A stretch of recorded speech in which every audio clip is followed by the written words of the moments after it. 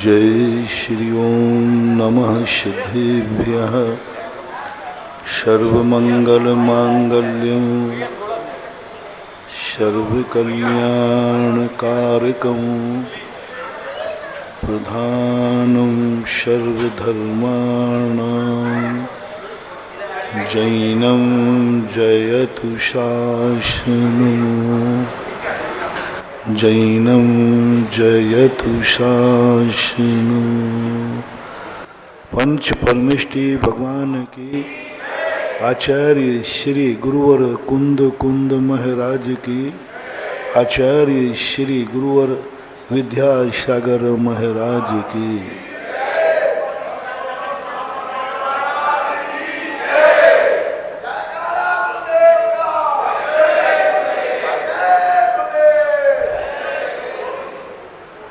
जो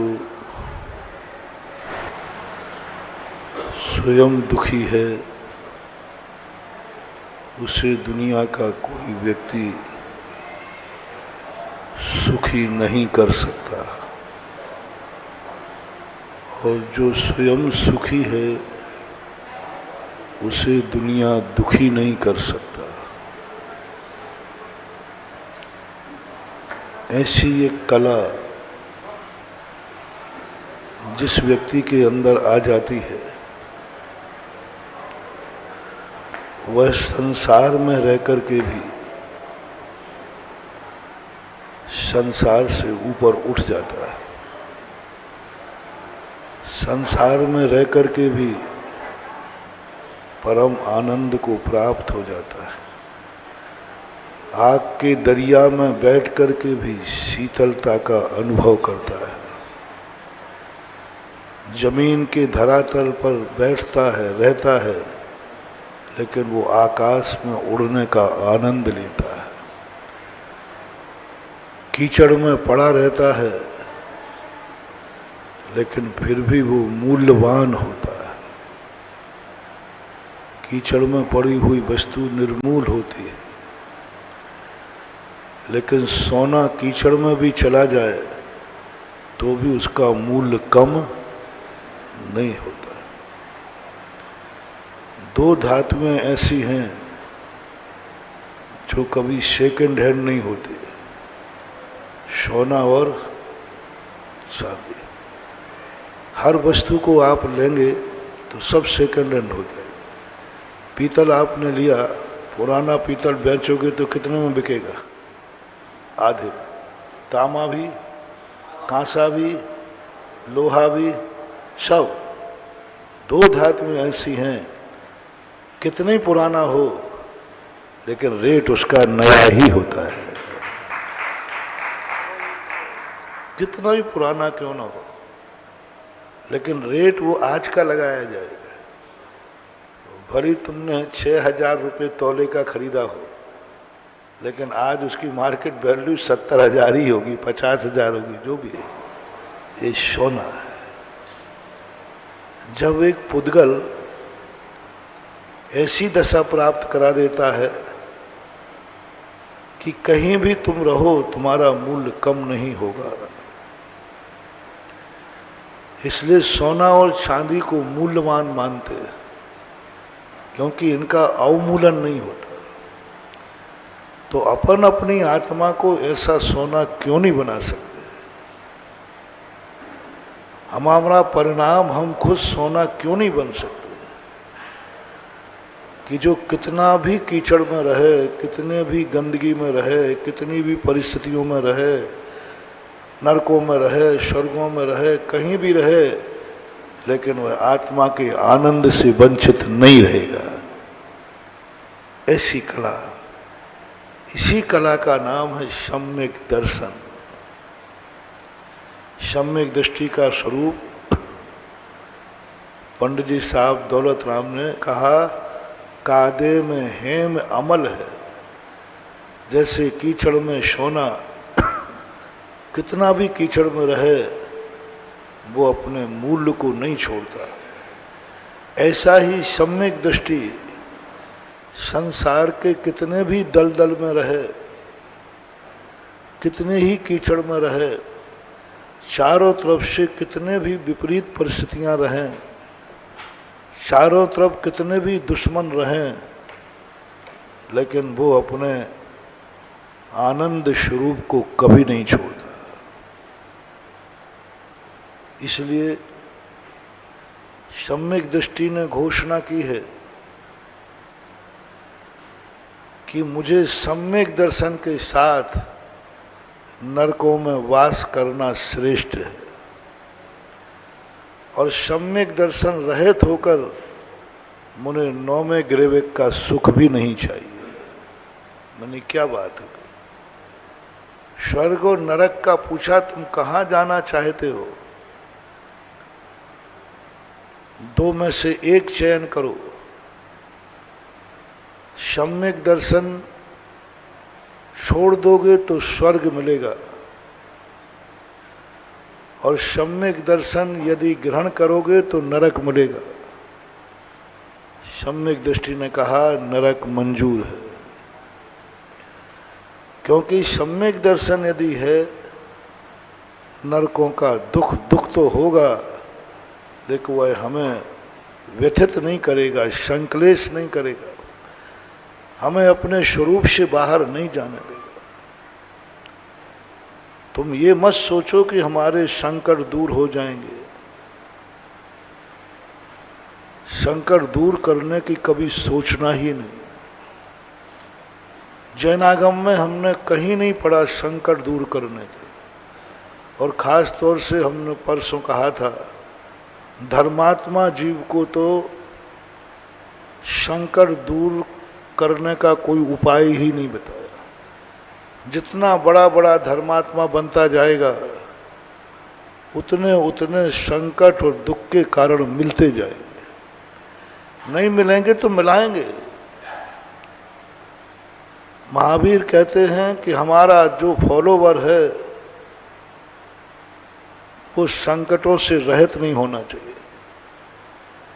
24 घंटे उसको असाता का उदय बना रहना चाहिए। देखो कितनी बड़ी सोच। सारे दुनिया के दर्शनों में ऐसा नहीं है। हमारे यहाँ सब में एक ही बात है, हर चीज में असाता का उदय होना चाहिए। असाता का उदय बना रहे, इसलिए कल परसों कहा था ना, उन्होंने ये नहीं कहा कि गर्मी आ गई है तो थोड़ा ठंडक में बैठ जाओ।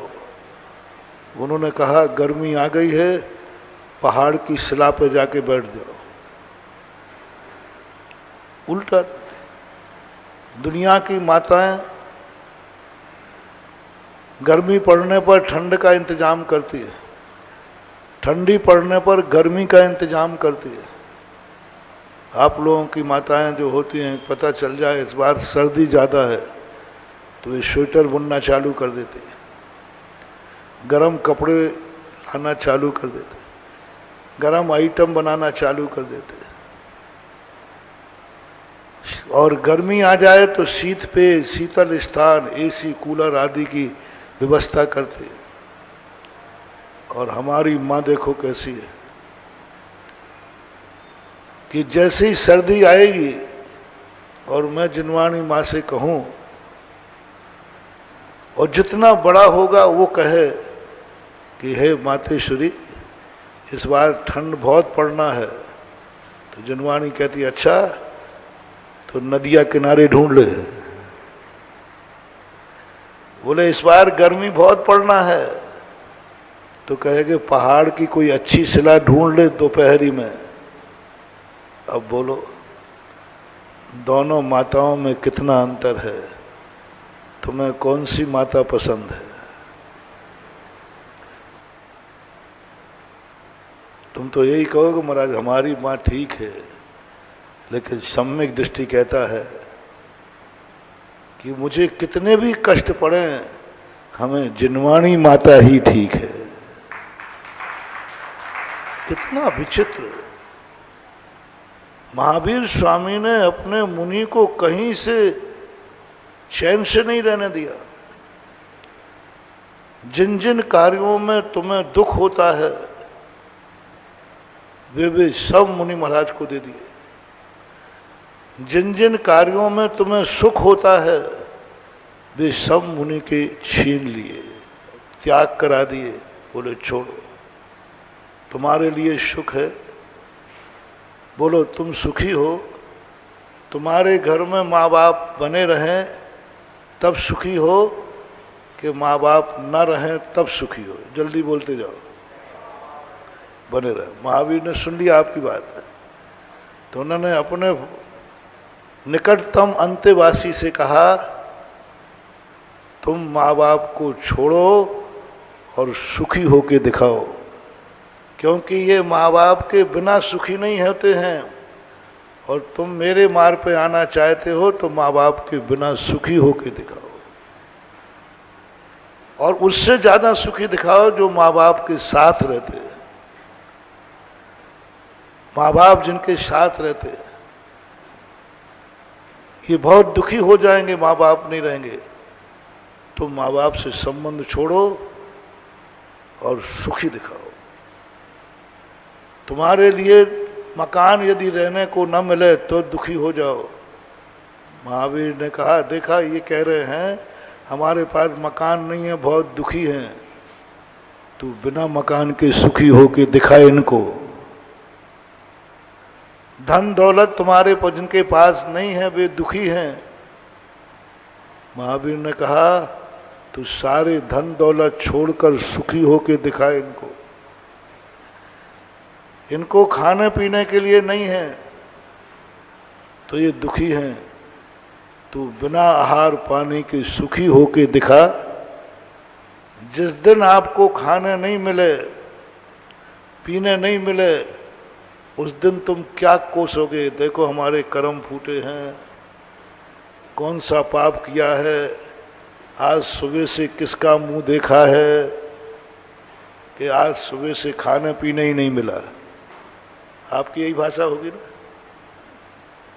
सुनना, महावीर स्वामी कहते हैं तू आज उपवास करके दिखा और खुश होके दिखा दे इनको। साधु तुम्हें तो मजबूरी में नहीं मिला तो दुखी हो रहे हो, साधु ने तो स्वेच्छा से छोड़ दिया तो खुश हो गए। क्या है ये पैथी? कौन सा ये थॉट है, कौन सा सिद्धांत है? गृहस्थ ना मिले तो दुखी हो जाए, साधु मिलने पर छोड़ रहा है, उसको कौन सा सुख नजर आ रहा है? भोजन छोड़ने में कौन सा सुख नजर आ रहा है? समझ में नहीं आया। सारे संसार से पूछा कि भाई अन्न पानी खाने नहीं मिले तो कौन सा सुख है? तो तुम कहोगे महाराज सुख काय का है, दुखी दुख है। क्या कला दी प्रभु ने? बोले नहीं, इनको एक एहसास कराओ, तुम्हें मिल नहीं रहा है तब भी तुम दुखी हो, और हमें मिल रहा है तो हम छोड़ने में सुखी हैं। बहुत आनंद आ गया, आज मेरा उपवास हो गया। धर्म का अर्थ ये नहीं है कि भूख लगने पर रोटी दे दे।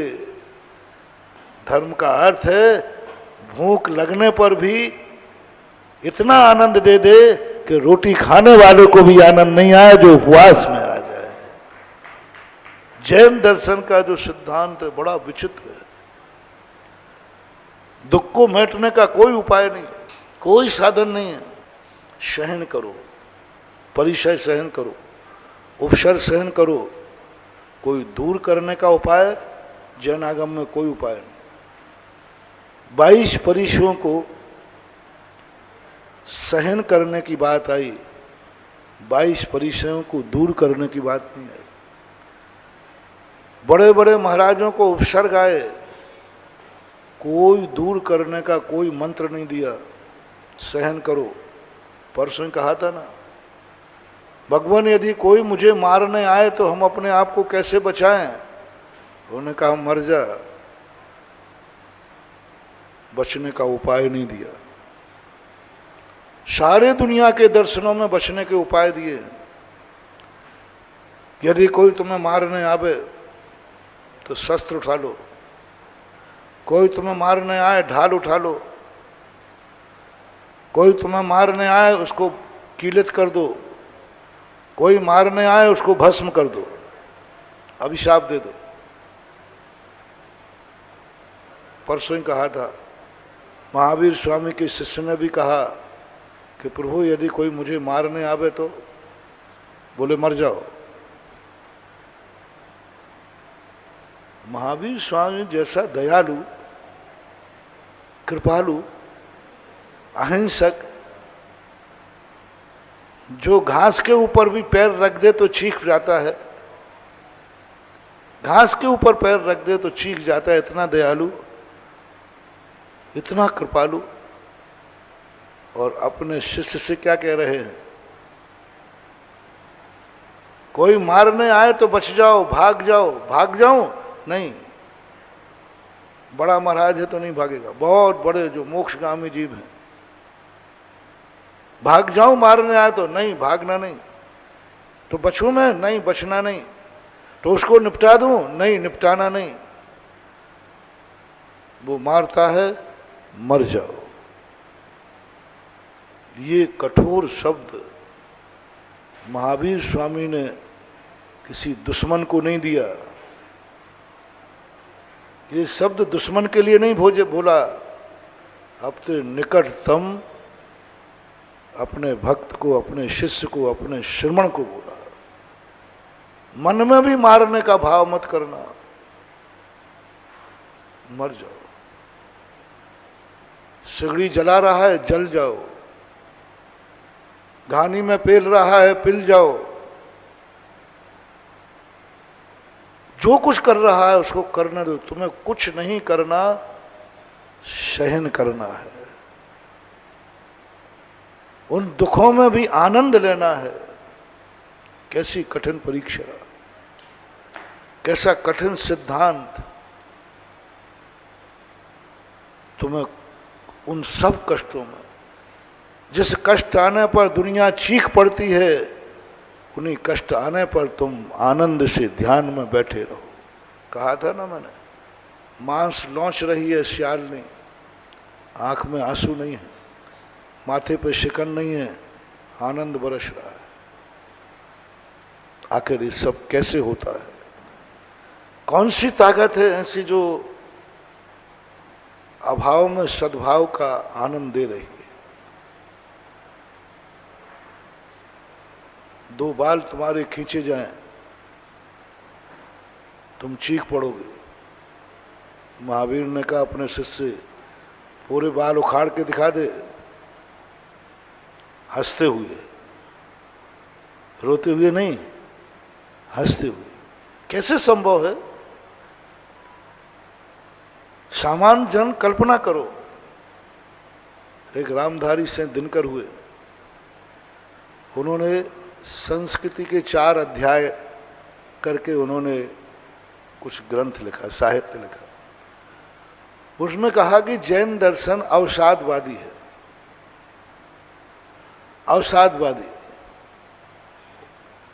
जैन दर्शन को दुख में सुख की अनुभूति होती है, और सारी दुनिया को जब दुख आता है तो दुखी होता है, और जैन श्रमण को दुख आता है तो वो खुश होता है।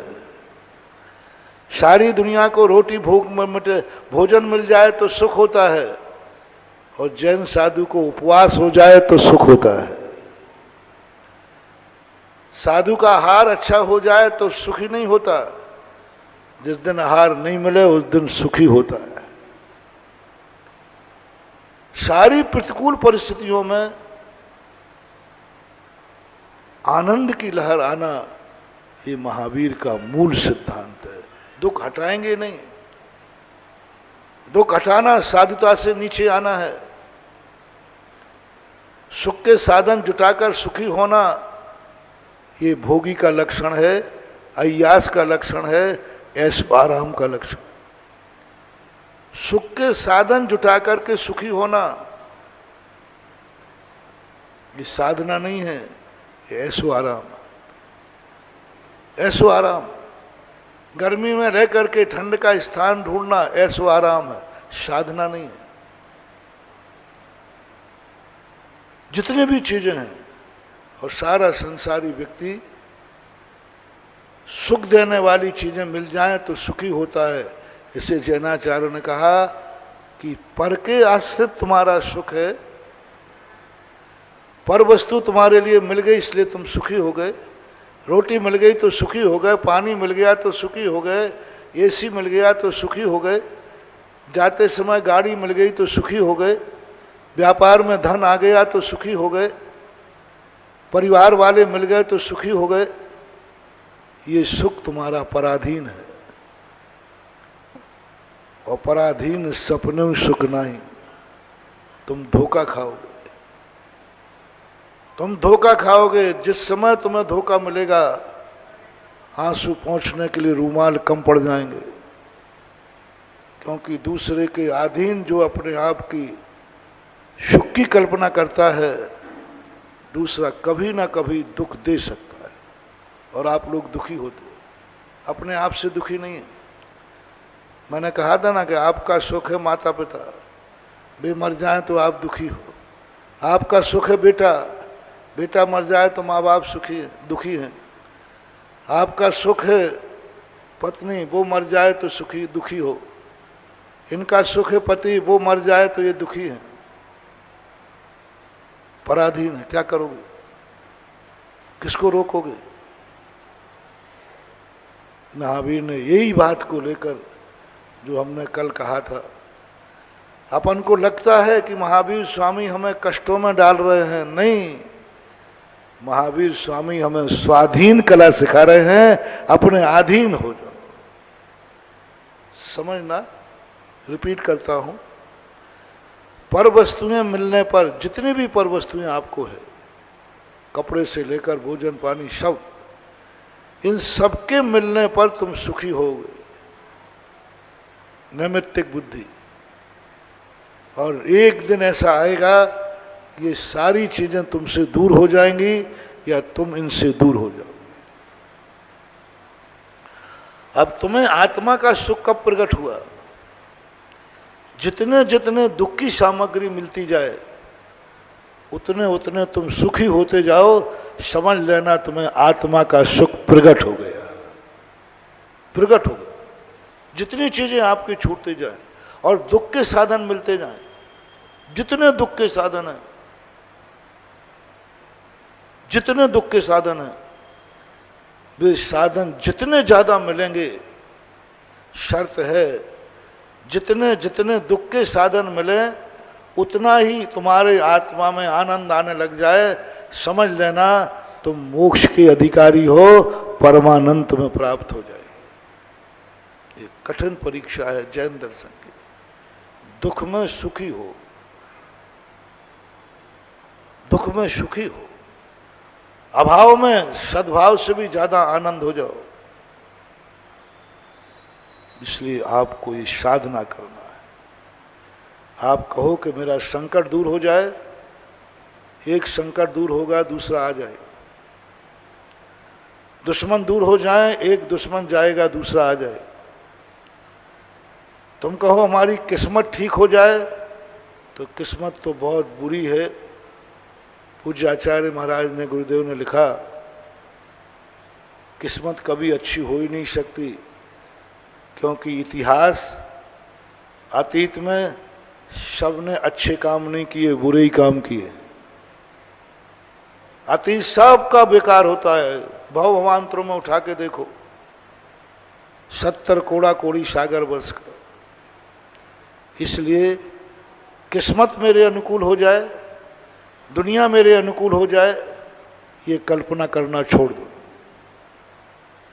एक कल्पना करना छोड़, सारी दुनिया मेरे प्रतिकूल हो जाए, मेरे पास कुछ भी एक कौड़ी भी नहीं रहे,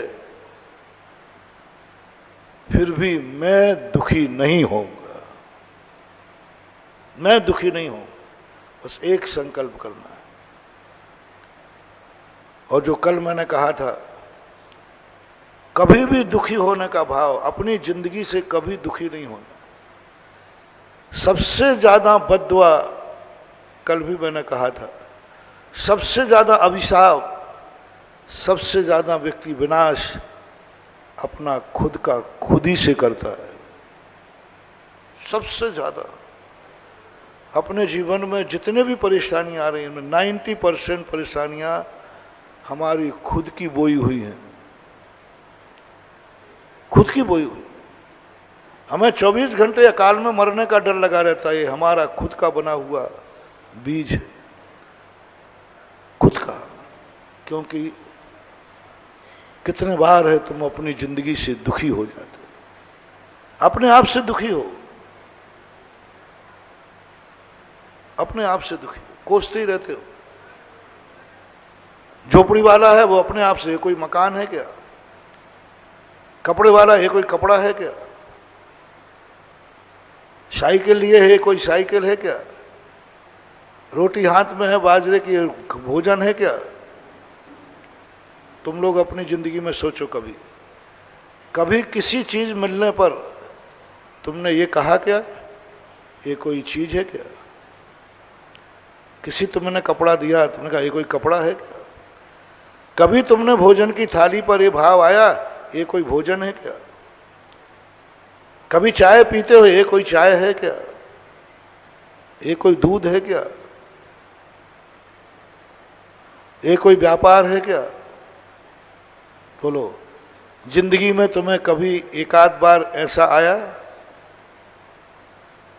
किसी भी प्रसंग में आया हो, किसी भी XYZ, दुकान पे आए हो, कोई दुकान है क्या? बेटे पे आया हो, ये कोई बेटा है क्या? पति पत्नी पे आया हो, ये कोई पत्नी है क्या? ये कोई पति है क्या? पता नहीं मेरी किस्मत में क्या लिखा है। बोलो, सब लोग अपने आप में करना। कब अपनी किस्मत को कहा कि ये कोई किस्मत है क्या? ये कोई जिंदगी है क्या? महानुभाव, यदि कभी ऐसा भाव आया हो तो मरने के पहले उसका पश्चाताप करके प्रायश्चित कर लो। क्योंकि जिंदगी का सबसे खतरनाक बीज बोया है आपने, कि आपने अपनी किस्मत को यूं किया। कभी यूं नहीं करना, अपनी किस्मत को कोसना नहीं। कभी भी कोई भी वस्तु उपलब्ध हो, ये कोई है क्या, ये शब्द यदि तुमने कहा हो तो महानुभाव आज कायुस्सर करके भगवान के पास जाकर के प्रायश्चित कर लेना। भगवान, बहुत बड़ी गलती हुई, मैंने अपनी जिंदगी को ही कोसा है, मैंने अपनी किस्मत को कोसा है। और कल मैंने कहा था कभी मरने का भाव तो करना ही नहीं, इससे अच्छा तो मर जाओ। नहीं नहीं, भाव भी नहीं, स्वप्न में भी नहीं, धमकी भी नहीं, ऊपर भी नहीं। कल मैंने उदाहरण दिया पूज्यवर रवि शरण महाराज, पद्म पुराण में। अपर्याप्तक होता है वो, यानी हजारों लाखों करोड़ों बार वो जन्म लेगा, पूरा शरीर नहीं बना पाएगा और मर जाएगा। अपर्याप्तक कौन होते हैं? जो अपनी जिंदगी से ऊब जाते हैं, जो अपनी जिंदगी से थक जाते हैं, जो अपनी जिंदगी में भाव करते कि इससे अच्छा तो मर जाना ठीक है। वे व्यक्ति पूरी जिंदगी नहीं पाए, अल्पायु पाएंगे, अकाल में मरेंगे, जन्म लेने के बाद मरेंगे। गर्भ में आते ही थोड़ा बहुत पुण्य करोगे तो गर्भ में आ जाओगे, गर्भ में आते ही गर्भपात करा दिया जाए, जिंदगी नहीं जी पाओगे, दुनिया का मुंह नहीं देख पाओगे, क्योंकि तुमने एक बार मरने का भाव किया था। एक बार की कहानी बता रहा हूं, अब जितने बार किया हो आप गुणा भाग लगा लेंगे। एक बार कभी भाव आया हो तो महानुभाव बहुत खतरनाक। किसी दूसरे को मारने का भाव आया और एक बार मरने का भाव आया, दोनों में से खतरनाक कौन है?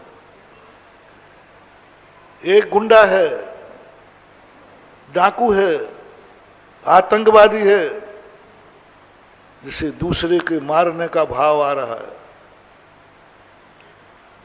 और एक व्यक्ति स्वयं मरने का भाव कर रहा है, दोनों में से सबसे बड़ा पापी है, आत्मघाती है, जो स्वयं मरने का भाव कर रहा है। आत्मघात महाघात। किसी अपेक्षा से दूसरे को मारने को वैलिड किया जा सकता है, लेकिन स्वयं मरने को वैलिड नहीं किया जा सकता। मरने के लिए कहा, कभी भाव मत करना। कल मैंने एक कुत्ते की कहानी सुनाई थी। दुनिया में कोई मरना नहीं चाहता। उस कुत्ते को कीड़े पड़ गए, लेकिन मरना नहीं चाह रहा। मात्र एक मनुष्य ऐसा है जो मरना चाहता है, मर जाता है। इसलिए मैं तुम्हारे लिए विगत 15 दिनों से दुखों की कहानी सुना।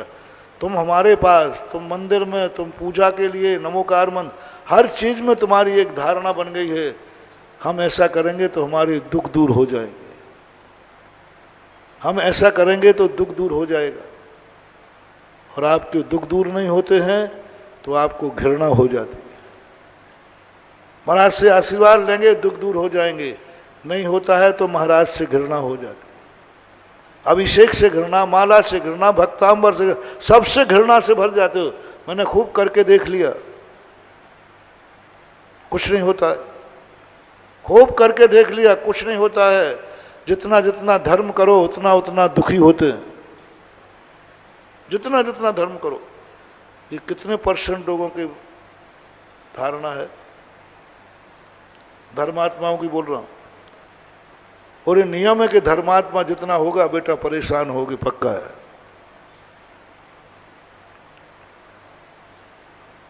धर्म के साथ परेशानियां जरूर हैं। धर्म ही परेशानियां से शुरू करता है। धर्म ग्रहण से शुरू नहीं करता, त्याग से शुरू करता है। और त्याग वो नहीं जो तुम्हारे लिए अहितकारी है, त्याग जो तुम्हें सुखकारी है। जो दुखकारी सुखकारी है, उसके त्याग को त्याग कहा है। पाप कर्मों से ऊब कर कोई मुनि बनता है,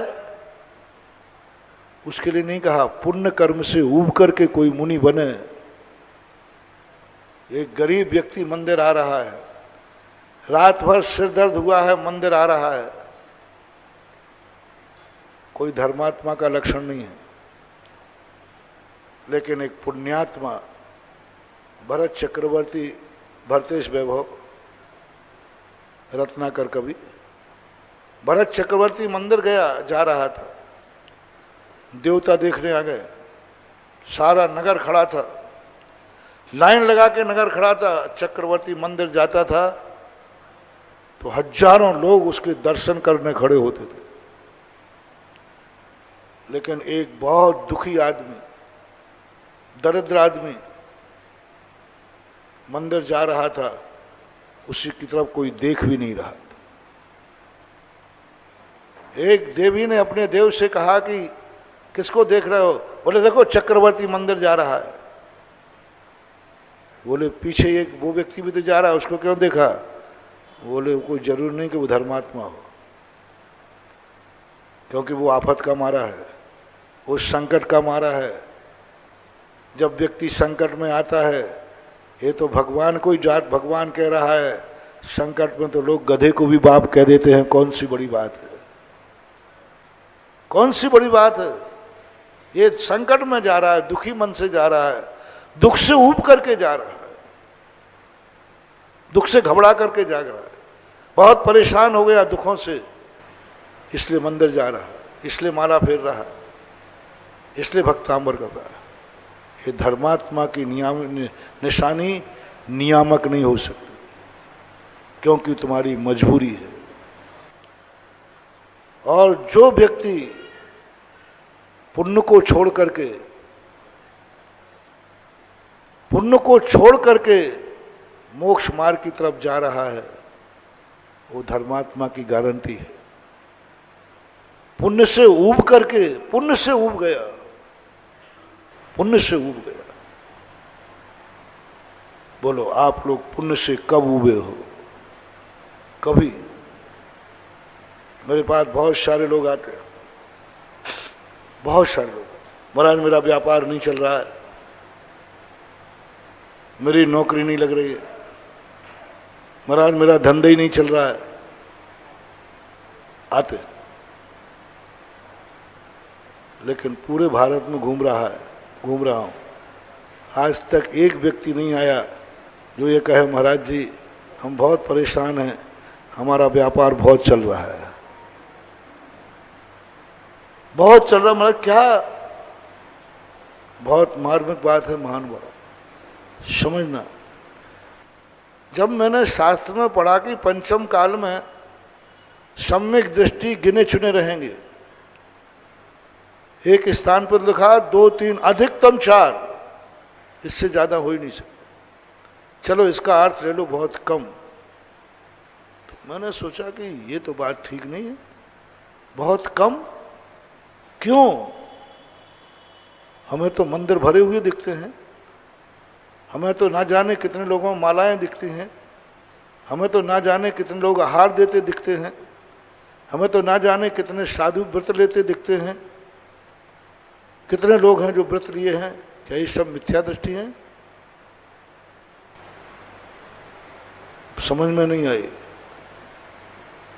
जब उज्ज्वल कुंदकुंद भगवान को पढ़ा, कुंदकुंद भगवान ने पूछा, इनसे पूछो कि तुम मंदिर क्यों आए हो, दुख से घबरा कर या सुख से घबरा कर? पाप कर्म के उदय से घबरा कर आए हो कि पुण्य कर्म के उदय से घबरा कर आए हो? किससे घबरा कर आए हो? कौन है कारण तुम्हारा? अशुभ कर्म का उदय, पाप कर्मों का उदय? ये नियामक कारण नहीं है। ये भी हो जाता है कई बार। सारी दुनिया में जितने राजा हार करके दीक्षा लिए, उनकी कोई प्रशंसा नहीं हुई, मोक्ष भी मिल गया। लेकिन एक राजा हुआ है बाहुबली, जितने जीत करके दीक्षा ली है। पाप के उदय में पाप हो जाए तो कोई बात नहीं, पुण्य के उदय में पाप मत करना। पुण्य के उदय में पाप मत। पाप कर्म का उदय था, क्या करे? खाने को नहीं था, शराब पी ली, क्या करता? वेदना थी। समझ रहे ना मेरी बात?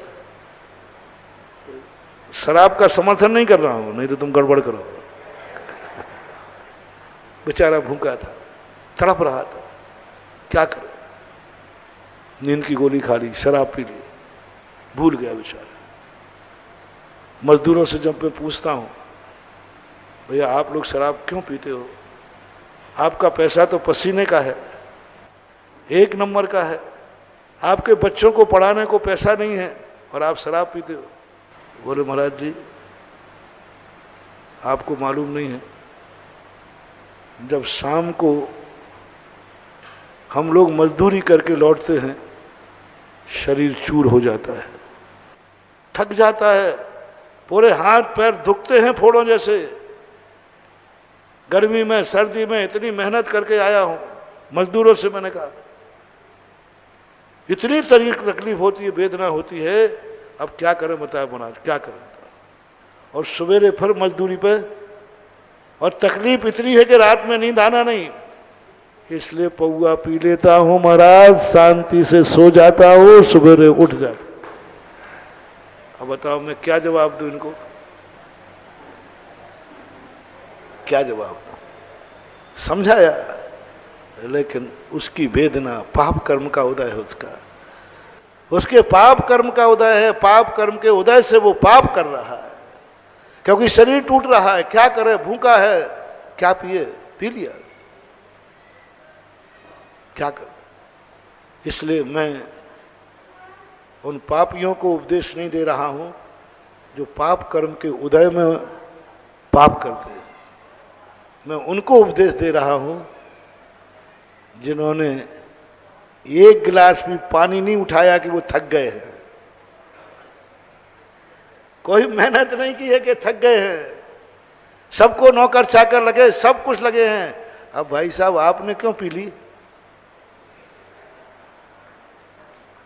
आपने क्यों पी ली? बोले मौज मस्ती के लिए, यूं बस। अब बर्बादी निश्चित है, यूं मौज के लिए, मस्ती के लिए। उसने तो कारण बता दिया, अब तुम कारण बताओ। जैनियों, तुम कहते हो कि एक बार एक व्यक्ति ने कहा, महाराज जो शराब पीने से ऐसा होता है तो ऐसा होता है, शब पीते हैं। मैंने कहा भैया शब पीते हैं वो बात अलग है, तुम अलग हो। बोले महाराज शराब कोई जानती है जैन है कि अजैन है? बोले देखो मेरा साथी शराब पीता है 100 साल जिंदा है और आप कह रहे तू मर जाएगा, कैंसर हो जाएगा। मैंने कहा भैया ये जैनियों के लिए कह रहा हूं, उसके लिए तो नहीं होगा। बोले महाराज ये नहीं पता है, वो पीवे तो 100 साल जिए। मैंने कहा पहले ये बताओ उसका बाप पीता था? बोले पीता था। उसके दादा पीते थे, उसके परिवार पीते थे। मैंने कहा वो नहीं मरेगा, शराब उसको 106 साल जिंदा रहा पड़ता, क्योंकि बाप भी शराब पीते थे, परिवार भी पीते, सब पीते थे। मैंने कहा शराब से? बोले महाराज शराब को इतना ज्ञान? मैंने तेरे बाप? बोले मेरे बाप तो छना पानी पीते हैं, रात में पानी भी नहीं पीते, शुद्ध सोला का भोजन करते हैं। मैंने कि जिनका खून अष्टप्रहरी है उनको खतरनाक है शराब। उनके तो बाप ने शराब पी करके पैदा किया है, वो तो शराब का कीड़ा है। मजदूर का बच्चा नाली किनारे जन्मता है, उसी किनारे रहता है, तो भी उसको इन्फेक्शन है। और तुम्हारा बच्चा गाड़ी में वहां से निकल जाए छींक। बोले क्यों भाई? वो नाली की बाजू में निकल गए थे तो इन्फेक्शन हो गया।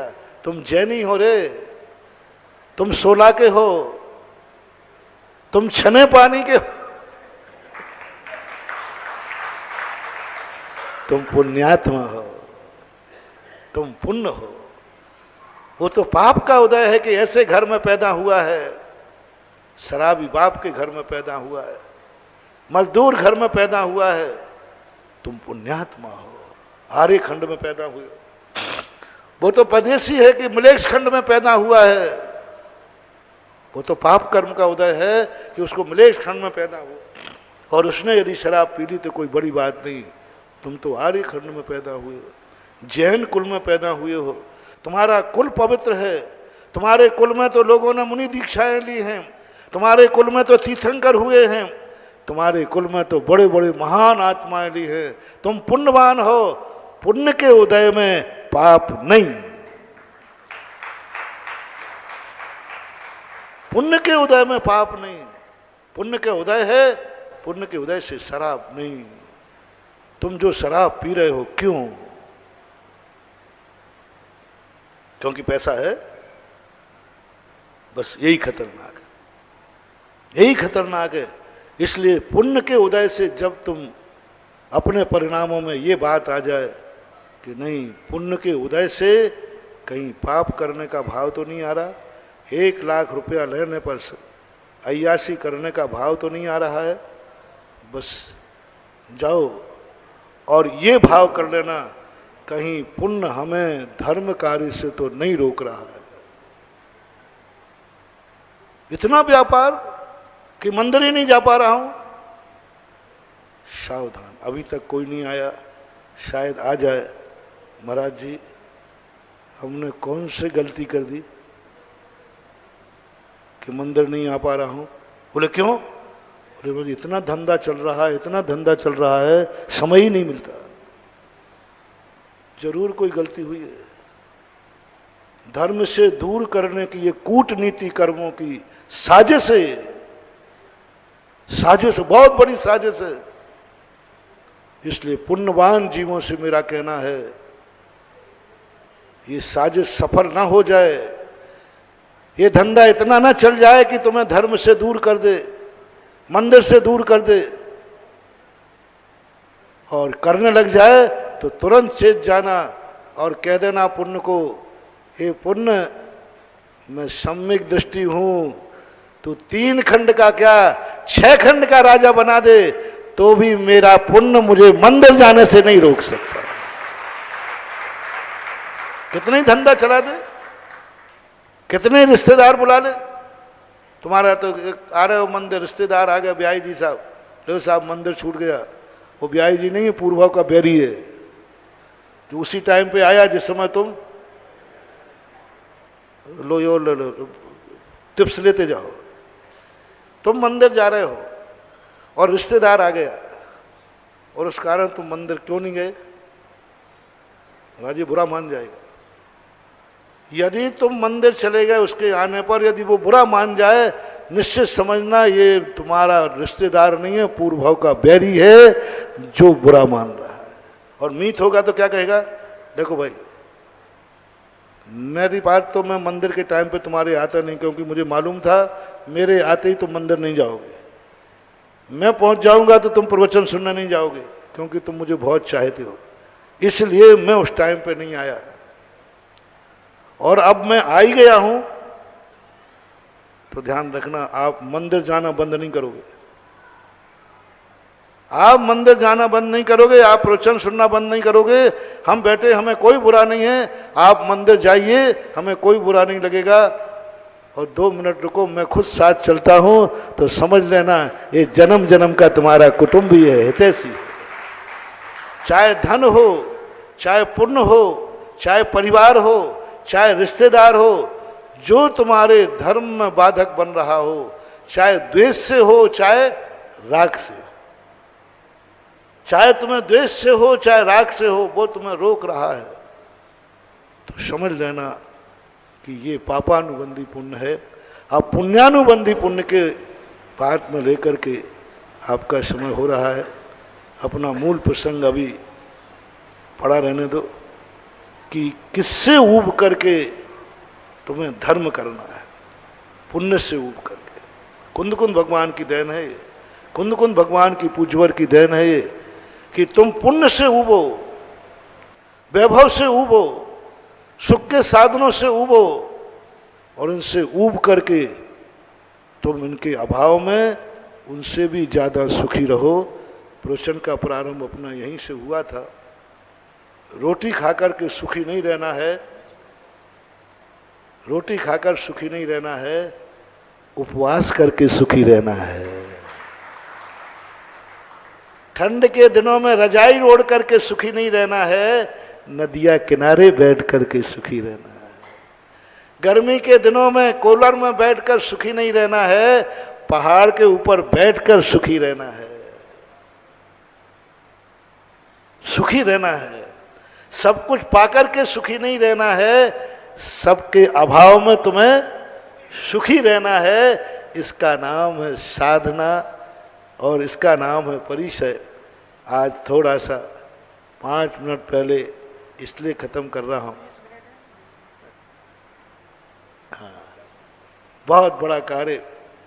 देखो मैं कहीं जाऊं और कुछ का कुछ ना हो तो ऐसा होता ही नहीं। कोई ना कोई बुराई तो निकलती है, निकलेगी क्यों नहीं। अरे भाई दुनिया को ही मजदूरी तो मिलती है कि नहीं। तुम्हें 1.5 घंटे बोलता हूं,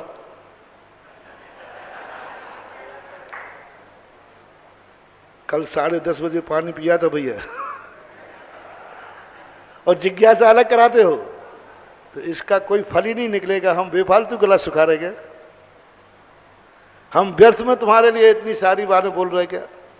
हमारा क्या जा रहा है, तुम तो खूब जम के खाओ ना गुटखा, तुम जम के खाओगे, खूब लड़ो ना और मर करके पड़ो नरकों में, भाड़ में जाओ, हमें लेना देना क्या है।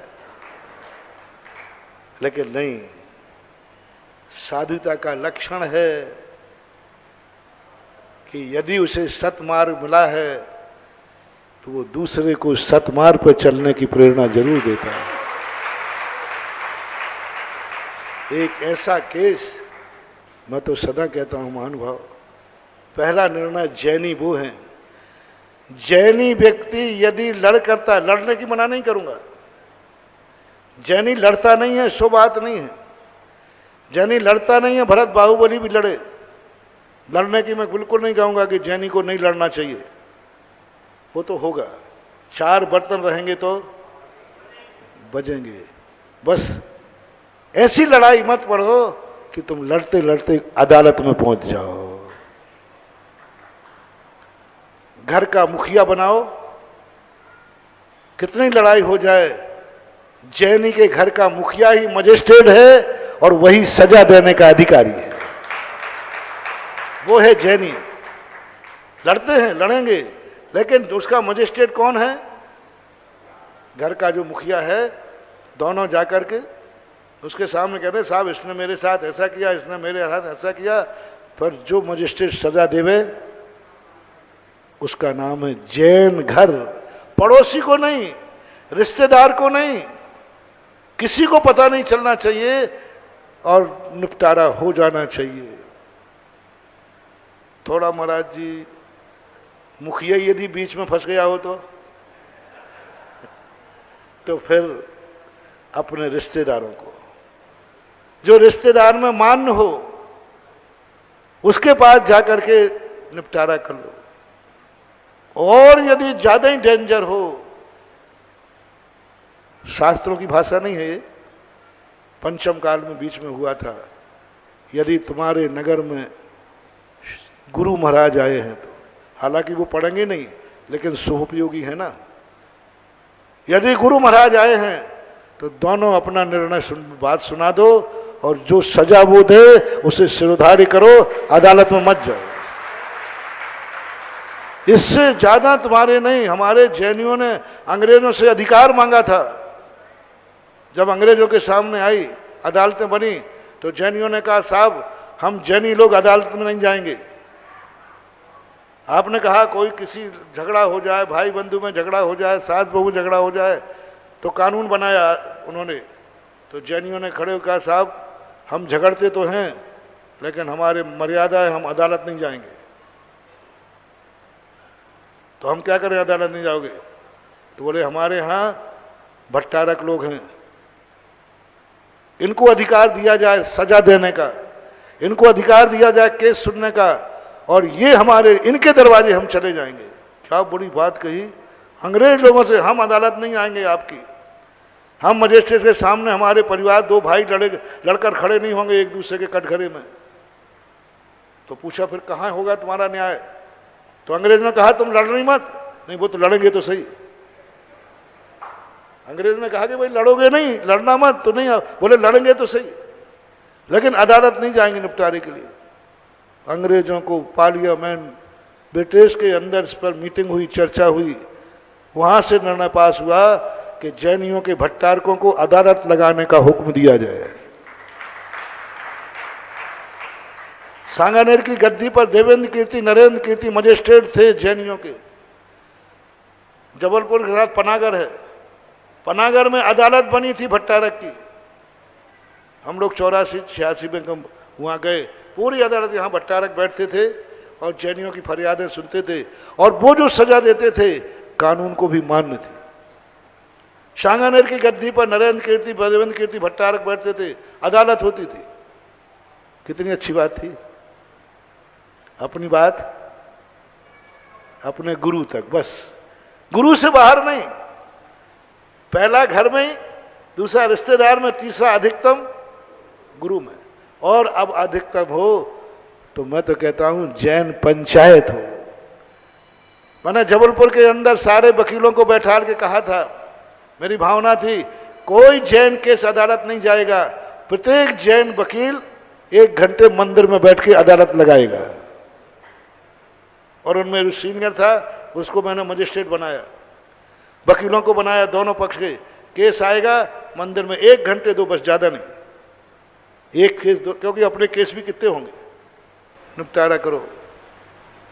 वकील तैयार हो गए, लेकिन लड़ने वाले कहते नहीं मुझे इन वकीलों का निर्णय मान नहीं है, मैं तो कोर्ट में ही जाऊंगा।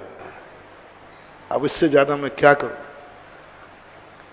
प्रयास तो करते ही है। आज यहां एक ऐसी घटना घटी, वो देश है झांसी, वो नगर है झांसी, जहां लोग धर्म के लिए मरने के पहले अपनी संपत्ति का वसीयत लिख के जाते हैं।